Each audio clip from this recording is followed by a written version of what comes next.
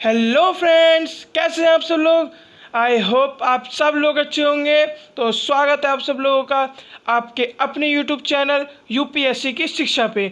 मैं हूं आपका दोस्त आशीष झा, फिर से एक नई वीडियो में आपके साथ। तो फ्रेंड्स, आज इस वीडियो में हम जिनके बारे में बात करने जा रहे हैं उनका परिचय हम कुछ अलग अंदाज में देंगे, यानी डायरेक्ट उनके बारे में नहीं बताएंगे। मैं एक शायरी से उनके बारे में बताऊंगा।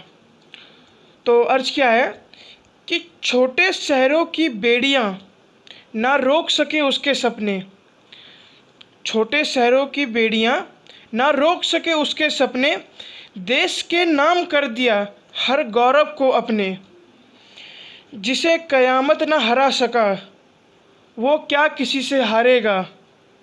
कुछ दिन की बात है माही फिर से मारेगा।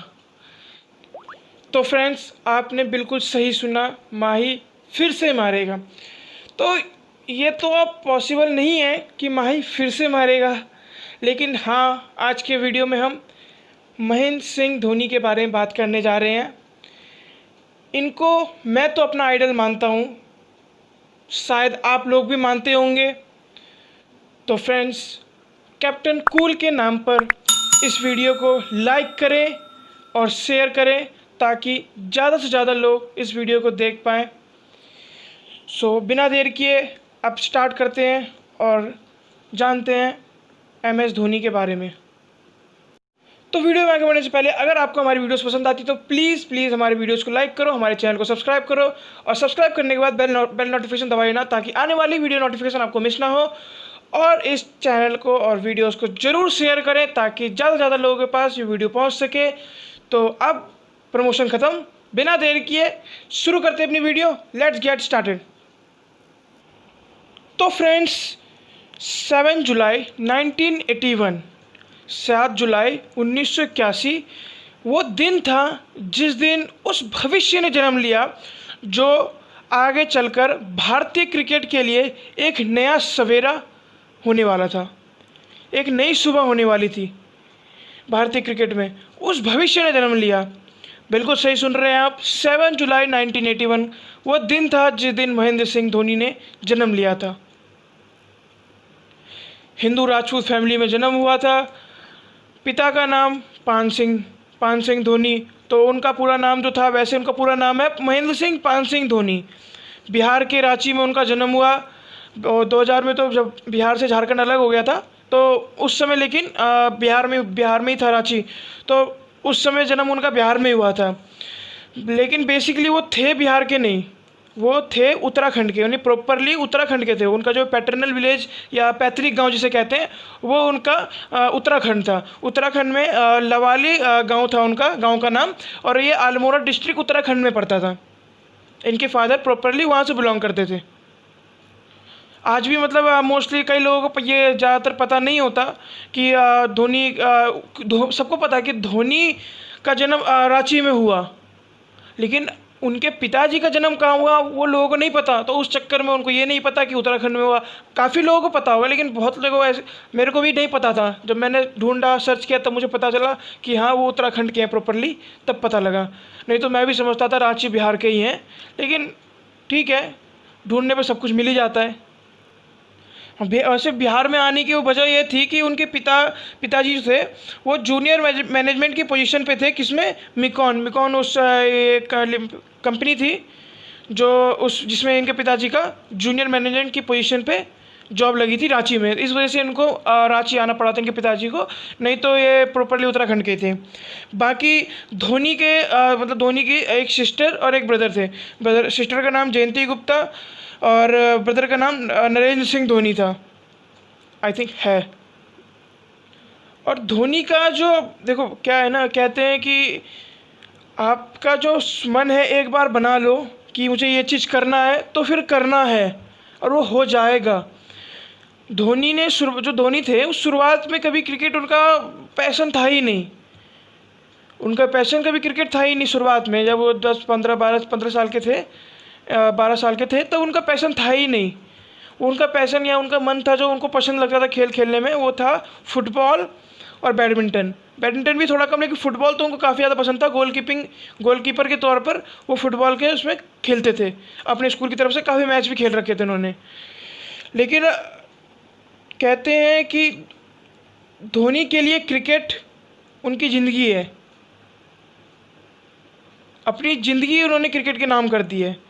और क्रिकेट से अब अपनी ज़िंदगी से कोई आदमी कितना दूर रह सकता है। तो वही किसी ना किसी सूरत में तो उनको खेलना ही था क्रिकेट, जब लिखा था तो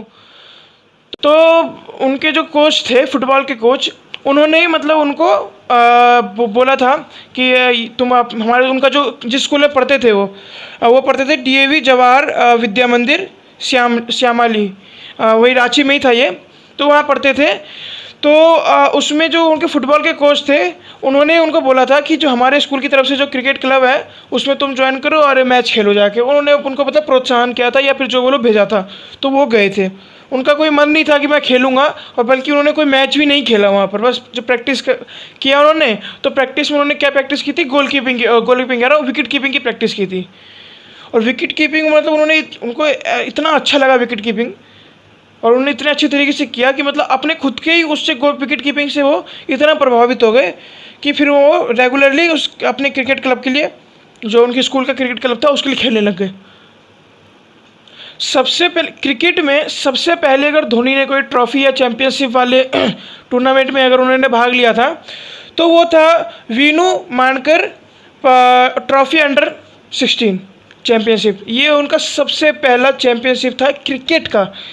फुटबॉल में तो डिस्ट्रिक्ट लेवल तक जा चुके थे, लेकिन क्रिकेट का ये सबसे पहला उनका चैम्पियनशिप ट्रॉफी था जिसमें उन्होंने खेला था। और इसको इन्होंने मतलब जो कमांडो क्रिकेट क्लब था, उनके जो स्कूल का क्रिकेट क्लब था, उसका नाम था कमांडो क्रिकेट क्लब। ये मतलब इसमें 1995 से लेकर 1998 तक इन्होंने उस क्रिकेट क्लब में खेला था। और इनका जो खेल से खुद तो प्रभावित थे ये अपने विकेट कीपिंग से, लेकिन इनका परफॉर्मेंस इतना अच्छा था उस क्लब में, इतना अच्छा था कि इनको ले लिया गया उस चैम्पियनशिप ट्रॉफी के लिए। 1997 से 1998 के बीच में ही इनको ले लिया गया था। मतलब ये ट्रॉफी जो चैम्पियनशिप था इसी बीच में हुआ था, तो इनको ले लिया गया। इनकी परफॉर्मेंस इतनी अच्छी थी। और जो धोनी का जो मेन फोकस था क्रिकेट पे जो मेन फोकस था उनका, वो शुरू हुआ था 10th के बाद। यानी जब उन्होंने 10th का पेपर दे दिया था, उसके बाद फिर उनका मेन फोकस स्टार्ट हुआ था क्रिकेट पे। उससे पहले वो खेलते थे, लेकिन क्या है कि भाई एग्ज़ाम का प्रेशर, पढ़ने का प्रेशर, ये दोनों प्रेशर साथ में रहता था, तो क्रिकेट पे इतना अच्छे से ध्यान नहीं दे पाते थे। लेकिन हाँ, 10वीं के बोर्ड का पेपर देने के बाद फिर वो बिल्कुल ध्यान लगा के, यानी फोकस होके क्रिकेट खेलते थे। और आप सबको मोस्टली लोगों को आई थिंक मुझे पता ही होगा कि धोनी ने 2 साल तक अराउंड 2 साल 2001 से लेकर 2003 तक इन्होंने खड़गपुर में TTE की नौकरी भी की है। और वहाँ के जो उनके कलीग्स थे वो भी बताते थे कि काफ़ी स्ट्रेट फॉरवर्ड और ऑनेस्ट पर्सन है ये। हाँ, और एक बड़ी अच्छी इनका एक बात याद आ रहा है कि 2001 या 2002 में जब ये वहाँ पर काम कर TTE के रूप में नौकरी में काम कर रहे थे, तो जिस स्टेशन पर ये थे उस स्टेशन पर एक गार्ड था। मतलब गार्ड रात के टाइम पे गार्ड वहाँ पे उसकी सिक्योरिटी कर रहा था, देखभाल के लिए था। तो इन्होंने क्या किया, ये कि सफ़ेद अपने फ्रेंड्स के साथ, यानी अपने दोस्तों कलीग्स के साथ सफ़ेद कपड़ा ओढ़ लिया और चले गए गार्ड को डराने के लिए। वो गार्ड भी इतना ज़्यादा डर गया कि मतलब क्या सच में भूत आ गया, बहुत डर गया था गार्ड। तो मतलब काफ़ी ज़्यादा नटखट भी थे, बहुत ज़्यादा शरारती भी थे। बाकी ये जो इन्होंने किया था ये बहुत बड़ा एक इशू भी काफ़ी बड़ा बन गया था अगले दिन, लेकिन ठीक है, चलता रहता है थोड़ा मोड़ा। उसके बाद इनका जो 1988 में जब इन्होंने अपना क्रिकेट उसमें खेल रहे थे, अपने कमांडो क्रिकेट क्लब में स्कूल के लिए खेल रहे थे, उसी वक्त देवल सहाय जो उस टाइम के रांची के क्रिकेट बोर्ड के प्रेसिडेंट थे, उन्होंने इनको पिक कर लिया। इनको Central Coalfields Limited team थी, उसमें खेलने के लिए इनको बुला लिया। और ये एक प्रोफेशनल टीम थी। तो मतलब इसका परफॉर्मेंस आप सोचो, इतना अच्छा था स्कूल लेवल पे ही, इतना अच्छा परफॉर्मेंस था इनका कि मतलब देवल सहाय ने इनको प्रोफेशनल क्रिकेट टीम में इनको ले लिया था। इनका परफॉर्मेंस इतना अच्छा था।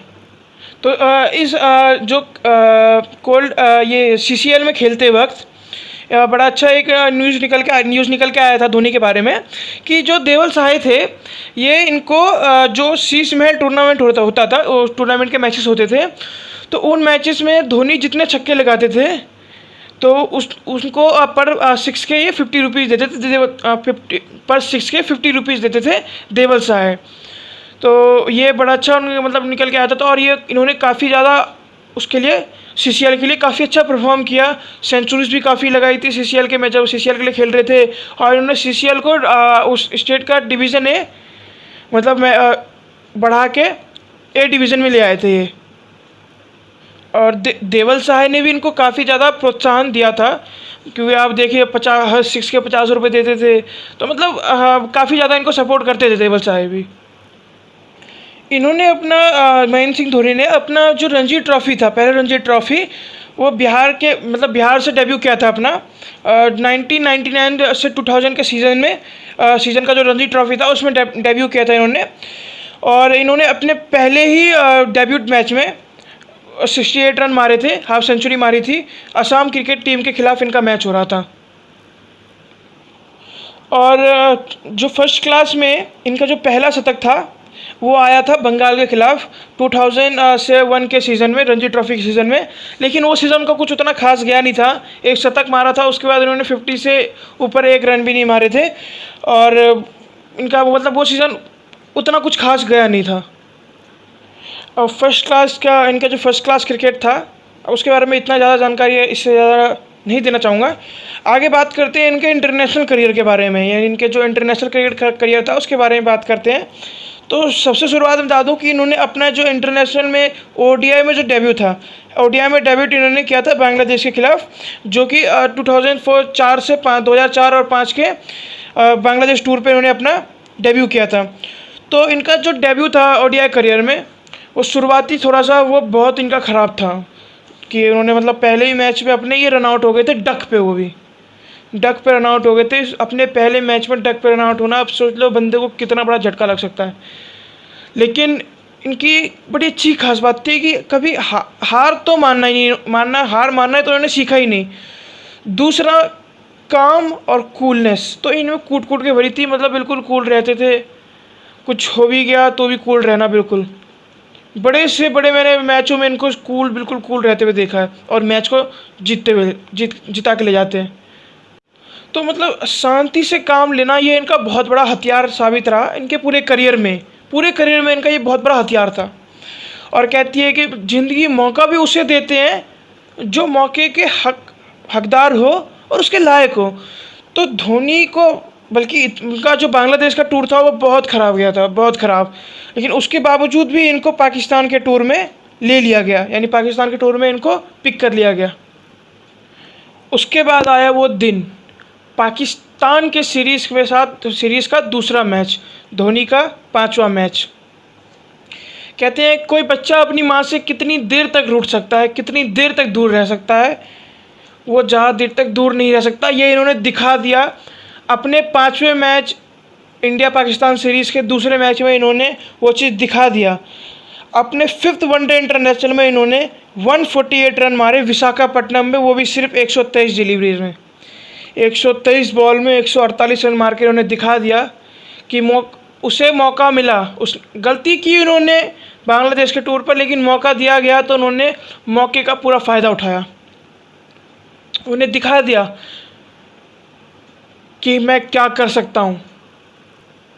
और मैं आपको बता दूं कि ये जो स्कोर इन्होंने मारा था 148 का, ये उस टाइम का किसी भी इंडियन विकेट कीपर के द्वारा मारा गया सबसे हाईएस्ट स्कोर था ओडीआई में। किसी भी जितने भी इंडियन विकेट कीपर थे उन्होंने आज तक कभी 148 रन नहीं मारे थे। और इन्होंने अपना रिकॉर्ड खुद ही तोड़ा था उसी साल उन्होंने अपना ही रिकॉर्ड तोड़ लिया। कब? इनका श्रीलंका के साथ चल रहा था बायलैटरल सीरीज़ चल रही थी। तो बायलैटरल सीरीज़ में इन्होंने मतलब पहले 2 मैचों में इनको काफ़ी कम मौका मिला, ज़्यादा मौके नहीं मिले खेलने के लिए। लेकिन तीसरे मैच में श्रीलंका ने मारे 299 का टारगेट दे दिया था, जिसमें कुमार संगकारा ने एक सेंचुरी लगाई थी। उसके बाद उसके जवाब में इंडिया की पहली विकेट गिरी मतलब इंडिया में तेंदुलकर को बहुत जल्दी खो दिया। धोनी को किया गया प्रमोट ऊपर, तीसरे नंबर पे, थर्ड नंबर पे धोनी, तेंदुलकर की विकेट गिरी थी, सचिन तेंदुलकर की, और धोनी को भेज दिया गया। उसके बाद तो उन्होंने मतलब बता दिया कि क्यों आज इनको भगवान कहते हैं क्रिकेट का, क्यों कहते हैं इनको भगवान, इन्होंने बता दिया उस दिन। 145 बॉलों पर 183 रन की पारी इन्होंने जड़ दी। 183 रन की पारी, अपना ही रिकॉर्ड फिर तोड़ लिया। ये भी आज तक का हाईएस्ट किसी भी इंडियन विकेट कीपर के द्वारा मारा गया हाईएस्ट रन है ये इनके, अपना ही रिकॉर्ड इन्होंने खुद तोड़ा। और इस मैच में सिर्फ यही इनका एक रिकॉर्ड नहीं था, इन्होंने एक ये रिकॉर्ड भी बनाया था कि इस मैच में इन्होंने 183 मारा था। तो उस मैच में इनका एक और रिकॉर्ड था कि ये जो सेकेंड इनिंग में मारा था 183 रन। तो उस टाइम क्या 7 साल बाद ये रिकॉर्ड तोड़ा गया था कि ये सेकेंड इनिंग में सबसे ज़्यादा रन मारने वाले थे, ये बने थे सेकेंड इनिंग में सबसे ज़्यादा, यानी highest run getter in second inning, मतलब highest individual score ODI score in second inning. 7 साल बाद शेन वॉटसन ने इनका रिकॉर्ड तोड़ दिया था, लेकिन उस टाइम तक का ये रिकॉर्ड था।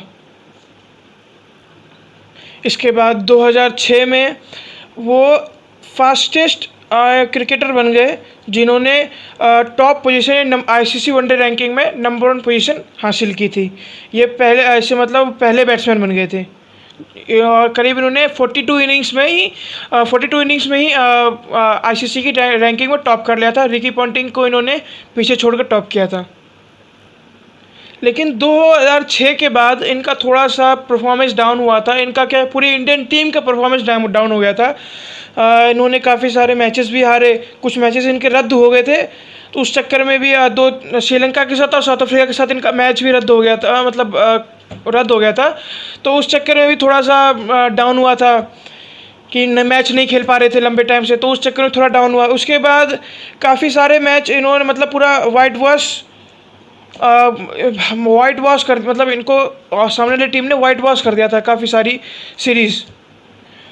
तो ये भी हुआ था। और आईसीसी चैंपियन 2006 का आईसीसी चैंपियंस ट्रॉफी भी हार गए थे ये। और इनको उस समय धोनी को काफ़ी ज़्यादा क्रिटिसिज्म भी सहनी पड़ी थी। आई थिंक उस समय की जो 2006 में जब इनका मैच इन्होंने सीरीज़ खेली थी साउथ अफ्रीका के साथ, तो उसमें इनका जो एवरेज रहा था वो 25 का कुछ एवरेज रहा था। तो उसके बाद इनकी जो विकेट कीपिंग टेक्निक थी उसमें जो फॉर्मर विकेट कीपर थे सैयद किरमानी नाम था आई थिंक, तो उन्होंने काफ़ी ज़्यादा इनकी विकेट कीपिंग स्किल्स पे या टेक्निक पे बहुत ज़्यादा क्रिटिसाइज़ किया इनको। लेकिन उसके बाद मतलब इनकी परफॉर्मेंस इतनी गिर गई थी, लेकिन उसके बावजूद भी आईसीसी वनडे रैंकिंग में इनका नाम था, वनडे 11 में इनका नाम था। यानी इनको इंडियन टीम से मतलब स्क्वाड में रखा जा रहा था, बाहर नहीं किया गया था। उसके बाद आया 2007 का वर्ल्ड कप। तो जो वर्ल्ड कप का जो प्रिपरेशन था तो उसमें तो उन्होंने काफ़ी अच्छा इंडियन टीम ने काफ़ी अच्छा परफॉर्मेंस किया था। जो वेस्ट इंडीज़ और श्रीलंका को इन्होंने 3-1 से हराया था। और दोनों ही के साथ मैचों में जो धोनी का एवरेज था वो था 100 का एवरेज था करीब, यानी काफ़ी अच्छा खेला था उन्होंने प्रिपरेशन में। लेकिन वर्ल्ड कप में अब क्या हुआ नहीं हुआ, लेकिन बांग्लादेश और श्रीलंका के साथ ग्रुप स्टेज में दोनों के साथ हार गई है। और दोनों ही मैचों में धोनी डक पे आउट हुए थे। पूरे टूर्नामेंट में इन्होंने बनाया सिर्फ 29 रन, और इंडियन टीम बाहर हो गई वर्ल्ड कप से। उसके बाद जब ये हार गए जब इंडिया बाहर निकल गई वर्ल्ड कप से, उनके बाद काफ़ी ज़्यादा इनको क्रिटिसिज्म सहना पड़ा था पूरी इंडियन टीम को। और यहाँ धोनी के साथ तो बहुत बुरा हुआ था इनके साथ। इनका जो रांची में एक घर बनवा रहे थे, मतलब इनका पूरा कंस्ट्रक्शन चल रहा था घर का। तो उस समय वहाँ की पार्टी थी झारखंड मुक्ति मोर्चा। उन्होंने जाके उनके मतलब पार्टी के कार्यकर्ताओं ने जाके पूरा घर को इनको मतलब तहस नहस, पूरा कंस्ट्रक्शन साइट को पूरा तहस नहस कर दिया। और काफ़ी ज़्यादा मतलब इन पे क्रिटिसिज्म उठाए गए। इनकी फिर फैमिली को पूरे पुलिस सिक्योरिटी में रखा गया ताकि मतलब कुछ हो ना जाए, क्योंकि वर्ल्ड कप के पहली राउंड में इंडिया बाहर हो गई। तो बहुत ज़्यादा गुस्सा देश में भरा हुआ था। लेकिन फिर वही मैं कह रहा हूँ कि इनके अंदर इतना ज़्यादा, मुझे पता नहीं कहाँ से लेके आते हैं या कहाँ से इनके अंदर इतना ज़्यादा शांति तो इनके अंदर कूट कूट के भर रखी है। किसी भी मैटर को मैंने गुस्सा करते हुए तो इनको कभी देखा ही नहीं, कभी नहीं देखा। अब अपवाद का रेयरली कुछ आप कह नहीं सकते हो, लेकिन मैंने गुस्सा करते हुए इनको कभी नहीं देखा। इतना कूल माइंडेड बंदे हैं, इतने कूल माइंडेड कि मतलब अब इतना कुछ हुआ इनके साथ, सब भूल गए इन्होंने। उसके बाद मतलब वो सब जो बीता हुआ सब भूल के आगे फिर इनके साथ बांग्लादेश के साथ एक मैच हुआ, 91 रन मारे इन्होंने, 91 रन मारे, वो भी नाबाद, नॉट आउट 91। और इनके ही 91 रन की वजह से उस मैच में इंडिया ने अच्छा खासा जो रन चेज में अच्छी खासी पकड़ बना ली थी अपनी। और उसके बाद इनको मैन ऑफ द मैच का अवार्ड भी मिला उसमें, जो कि इनकी करियर का चौथा मैन ऑफ द मैच का अवार्ड था। उसके बाद फिर इनको जब तीसरा मैच हुआ था उसी सीरीज़ का श्रीलंका बांग्लादेश के साथ, तो उस मैच को भी इन्होंने मतलब खुद ही जिता के ले गए थे। तो उसके बाद इनको पूरा मैन ऑफ द सीरीज़ का भी अवार्ड मिल गया था। इस मैच के बाद धोनी काफ़ी ज़्यादा फिर धीरे धीरे सब लोगों की नज़रों में अच्छे होने लगे, उठने लगे। उसके बाद इनको साउथ अफ्रीका के सीरीज़ पर वाइस कैप्टन बना के भेजा गया था, और जो कि आयरलैंड में होने वाला था। इस इंडिया और इंग्लैंड का भी 7 मैचेस के ओडीआई सीरीज़ में इनको वाइस कैप्टन बनाया गया था। उसके बाद 2005 दिसंबर में इनको बी ग्रेड का कॉन्ट्रैक्ट मिला था, यानी बीसीसीआई की तरफ से A grade, B grade, C grade के कॉन्ट्रैक्ट होते हैं। इनके पास 2005 दिसंबर में बी ग्रेड का कॉन्ट्रैक्ट आ गया था। उसके बाद जून 2007 में इनको ए ग्रेड का कॉन्ट्रैक्ट मिल गया था, जून 2007 में। फिर 2007 सितंबर 2007 में इन्होंने अपने आइडियल एडम गिलक्रिस्ट, अच्छा हाँ बता दूँ, एडम गिलक्रिस्ट के बहुत बड़े वाले फ़ैन थे बचपन से ही। एडम गिलक्रिस्ट ऑस्ट्रेलियाई प्लेयर हैं, विकेट कीपर हैं वो भी, तो उनका बहुत बड़े फ़ैन थे उनके। मतलब सचिन तेंदुलकर को भी अपना ये आइडल मानते थे। आइडल काफ़ी लोग, इनका जो मेन था वो एक तो अमिताभ बच्चन को, लता मंगेशकर को, किशोर कुमार को और सचिन तेंदुलकर को, इन सबको अपना आइडल काफ़ी अच्छा आइडल मानते थे ये। लेकिन ये एडम गिलक्रिस्ट के बहुत बड़े वाले फ़ैन भी थे। एडम गिलक्रिस्ट को अपना बहुत मतलब एक अलग तरह से आइडल मानते थे एडम गिलक्रिस्ट को।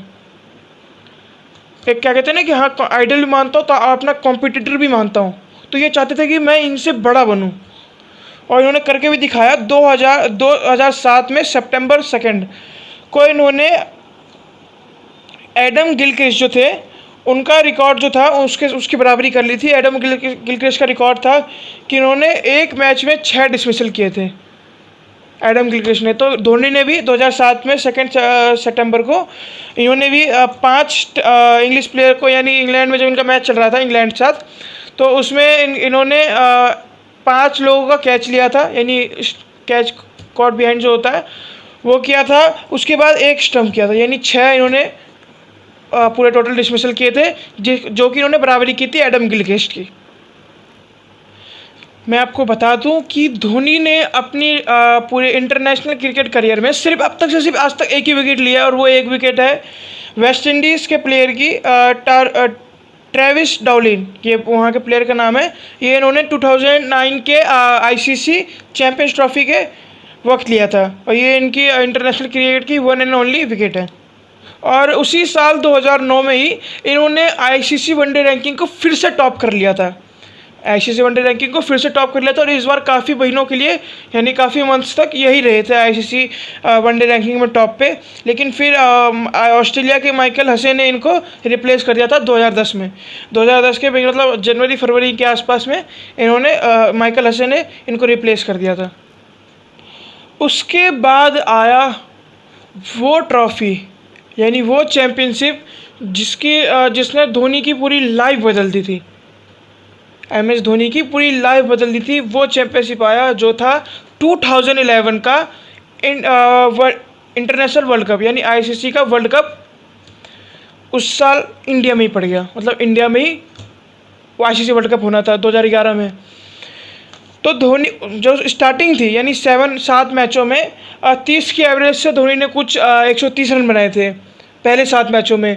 और इंडिया ने पाकिस्तान के ऊपर, और क्वार्टर फाइनल में पाकिस्तान और ऑस्ट्रेलिया को हरा के ये फाइनल में पहुंची थी। फाइनल में 275 रन का टारगेट इंडिया को श्रीलंका की तरफ से। और जो धोनी थे यानी, लेकिन विकेट भी शुरुआत में गिरी, जल्दी गिरी। सचिन तेंदुलकर जो थे उन्होंने भले ही थोड़ा सा रन बनाया, लेकिन उनकी विकेट गिर गई शुरुआत में। उसके बाद गौतम गंभीर और जो धोनी के साथ गौतम गंभीर आए, यानी गौतम गंभीर के आए, फिर तो उसके बाद धोनी, जब एक और विकेट गिरी तो धोनी आए। उसके बाद जो धोनी ने मतलब जो ताबड़तोड़ पारी खेली थी, 91 रन नॉट आउट, 91 रन नाबाद उन्होंने बनाए थे। मैन ऑफ द मैच का अवार्ड मिला ही था, और सबसे बड़ी बात, उन्होंने उस मैच को 6 के साथ ख़त्म किया था। और आपको बता दो, धोनी एक ऐसे कैप्टन प्लेयर हैं, ऐसे कैप्टन हैं जिन्होंने सबसे ज़्यादा मैच, या ऐसे फिनिशर है जिन्होंने सबसे ज़्यादा मैच 6 के साथ ख़त्म किया है। उसके बाद फिर 11 साल बाद, मतलब 2011 के वर्ल्ड कप के बाद उन्होंने 2013 की आईसीसी चैंपियंस ट्रॉफी भी जीत ली, और आई थिंक 2008 में हुआ था उन्होंने T20 वर्ल्ड कप भी जीता था। अब धोनी पहले इंडियन कैप्टन है जिन्होंने तीनों फॉर्मेट में या फिर लिमिटेड ओवर्स के हर चैंपियनशिप जीत रखी है, चाहे वो T20 वर्ल्ड कप हो, फिर आईसीसी वर्ल्ड कप हो, ओडीआई वर्ल्ड कप हो, चाहे आईसीसी चैंपियंस ट्रॉफी हो, यानी लिमिटेड ओवर के सारे चैंपियनशिप उन्होंने जीत रखे हैं, और वो वैसे पहले इंडियन कैप्टन है। फिर उसके बाद आया 2015 का वर्ल्ड कप। तो 2015 के वर्ल्ड कप का जो शुरुआत था, यानी प्रिपरेशन था, वो कुछ उतना खास नहीं रहा उनके लिए। 2015 वर्ल्ड कप का जो ग्रुप स्टेजेस के मैचेस थे, वो सब मैचेस जीत लिए थे उन्होंने। उसके बाद शायद ऑस्ट्रेलिया के साथ वो हार गए थे, सेमीफाइनल या क्वार्टर फाइनल में हार गए थे। 2015 में वर्ल्ड कप के साथ साथ उनको थोड़ी सी मतलब भले वर्ल्ड कप हार गए थे, लेकिन उनको उससे पहले एक बहुत बड़ी खुशी मिल चुकी थी, क्योंकि वो 2015 में फरवरी में ही फादर बने थे, यानी जो उनकी बेटी है जीवा धोनी, उनको 6 फरवरी 2015 को उनका जन्म हुआ था। यानी तो उस दिन उनके घर में एक, हमारे ये अगर देखा जाए तो हम तो लक्ष्मी कहते हैं, तो उस दिन उनके घर में लक्ष्मी आई थी। तो उनके लिए इससे बड़ी खुशी की बात और क्या हो सकती है कि जिस साल वर्ल्ड कप है, उतनी बड़ी खुशी तो है ही उनके लिए, और एक इतनी बड़ी खुशी और मिल गई उनके लिए, तो वो उनके लिए डबल बोनस था। वो अलग बात है कि एक बोनस उनका आगे चल के थोड़ा सा कम हो गया, लेकिन फिर भी एक तो उनको मिला ही कि 2015 में वो ऐसे कैप्टन बन गए पहले जिन्होंने मतलब पूरा सीरीज़, पूरे ग्रुप स्टेजेस में सारे मैचेस जीते, तो वो तो एक कम से कम मिल ही गया उनको। उसके बाद उनकी जो वाइफ है, उनकी शादी जो थी वो साक्षी सिंह रावत से हुई थी, जो कि उनके स्कूलमेट थी उसमें डीएवी जवाहर विद्या मंदिर में, जो कि श्यामली में था, रांची में ही उनकी स्कूलमेट ही थी वो। अब हम बात करेंगे थोड़ा सा उनके कुछ इंटरनेशनल रिकॉर्ड्स के बारे में। तो पहला इनका देखो कि धोनी के कैप्टनसी के अंडर में ही, यानी under Dhoni's captaincy, India top the test cricket ranking for the first time in 2009, यानी 2009 में ही इंडिया, धोनी की कैप्टनसी में ही इंडिया पहली बार आईसीसी टेस्ट रैंकिंग में नंबर 1 पोजीशन पे पहुंची थी। और धोनी जो है ये most successful Indian test captain थे, जो कि 27 टेस्ट विन, यानी 27 मैचों में जीत इन्होंने दर्ज कर रखी है एज अ कैप्टन। उसके बाद ओडीआई में जो धोनी है वो 3rd कैप्टन है जिन्होंने 100 गेम्स जीत रखे, यानी 100 मैचों में, ओडीआई में 100 मैच इन्होंने पूरे जीत रखे हैं एज अ कैप्टन, अपनी टीम को जितवाए हैं इन्होंने। और ये पहले ऐसे प्लेयर हैं जिन्होंने अपना 10,000 रन पूरा किया, वो भी एक एवरेज 50 के एवरेज के साथ, जो कि एक बहुत अच्छा एवरेज है। यानी अब तक से जो भी प्लेयर ने 1000 रन पार किया है, 10,000 रन पार किए हैं, उनका एवरेज इतना अच्छा नहीं था। ये पहले प्लेयर थे जिनका एवरेज 50 था। और ये पहले ऐसे कैप्टन हैं जिन्होंने सबसे ज़्यादा इंटरनेशनल मैचेस खेल रखे हैं। इन्होंने 332 इंटरनेशनल मैचेस खेल रखे हैं, टेस्ट, T20I और ODI तीनों को मिला के 332 मैचेस एज अ कैप्टन इन्होंने खेल रखे हैं, जो कि हाईएस्ट है। Dhoni is the first and so far only wicket keeper to effect 150 stumping dismissal across the 3 forms of the game. His current total of stumpings in international stand at 161। यानी तीनों format को मिला के इन्होंने टोटल 150 स्टम्पिंग्स कर रखी है। Can you imagine that, 150 स्टम्पिंग्स। मतलब इनकी जितनी तारीफ़ की जाए उतनी कम है। और कोई गलत नहीं होगा अगर हम ये कहें कि अगर ये क्रिकेट के भगवान को कह दिया जाए तो इसमें कोई गलत नहीं होगा। ये हैं, इन्होंने भारतीय क्रिकेट को एक अलग लेवल तक पहुंचाया है। और इनको काफ़ी सारे ऑनर भी मिल रखे हैं, जैसे कि इनको 2007 और 8 में मिला था राजीव गांधी खेल रत्न अवार्ड, 2009 में इनको पद्मश्री मिल रखा है, 2018 में इनको पद्म भूषण मिल रखा है। और जो स्पोर्टिंग ऑनर्स होते हैं उसमें एक ही ICC ODI player of the, यानी 2 बार ये ICC ODI player of the year रह चुके हैं, 2008 और 2009 में। उसके बाद आईसीसी वर्ल्ड ओडीआई 11 में रह चुके हैं, जो टॉप रैंकिंग होती है, 2006, 2008, 2009, 2010, 11, 12, 13, 14 और फिर 2009, 2011, 2014 में एज अ कैप्टन। फिर और इनको Castrol Indian cricketer of the year के अवार्ड से भी नवाजा गया है, जो कि 2011 में ये बने थे। तो इनका देखा जाए तो एक स्पोर्टिंग करियर इनका काफ़ी अच्छा रहा। और सिर्फ एक स्पोर्टिंग करियर ही नहीं, ये इन्होंने अपनी लाइफ में बहुत कुछ किया है। बहुत इतना सम्मान लाइफ में हर किसी को नहीं मिल पाता है जितना सम्मान इनको मिला है, और ये इसके हकदार भी हैं। इन्होंने देखो देश से प्यार किसे कहते पता है? अब एक बात बताओ कि जो लोग रिटायर हो जाते हैं, अब रिटायरमेंट ले लेते हैं, उसके बाद क्या सोचते हैं कि यार अब रिटायर हो गए, अब घर पे बैठेंगे आराम से, आप बस देश दुनिया के बारे में 4 बातें यहाँ से सुनेंगे, तो 4 बातें हम कहेंगे, 4 बातें वो कहेंगे, बस ये काम होता है। पर इन्होंने ऐसा नहीं किया। रिटायरमेंट के बाद इन्होंने आर्मी में जाने का फैसला किया है। तो यार अब इससे ज़्यादा देशभक्ति आपको कहाँ से चाहिए? अगर इनका 10% भी हमारे देश में हर लोग हो जाए ना, इनके ऐसे 10% लोग भी, तो फिर देश को प्रगति मतलब डेवलप होने से कोई नहीं रोक सकता है, कोई भी नहीं रोक सकता। तो फ्रेंड्स मेरी तरफ से तो सैल्यूट है ऐसे आदमी को, ऐसे पर्सन को, मेरी तरफ से एक बहुत बहुत बड़ा सैल्यूट है। तो आज की वीडियो बस यहीं ख़त्म करते हैं। लेकिन हाँ, आज की वीडियो हमने शुरुआत एक अलग अंदाज में की थी, आपको पता ही होगा, तो ख़त्म भी आज हम उसी अंदाज में करेंगे। तो शायरी अर्ज है कि तय कर रहा था वो सफ़र अपने पथ का बेमिसाल राही था, कि तय कर रहा था वो सफ़र अपने पथ का बेमिसाल राही था, उम्मीदें सभी की छूट गई किस्मत की रेखा से दूर जब माही था। उम्मीदें सबकी छूट गई किस्मत की रेखा से दूर जब माही था। तो फ्रेंड्स ये जो शायरी मैंने बोली है, ये बेसिकली जब 2019 का वर्ल्ड कप अभी चल रहा था तो महेंद्र सिंह धोनी रन आउट हो गए थे, तो ये मैंने उसको देखते हुए ये शायरी की थी। तो बस ख़त्म करते हैं, अब तो शायरी भी हो गई, तो ख़त्म करते हैं वीडियो।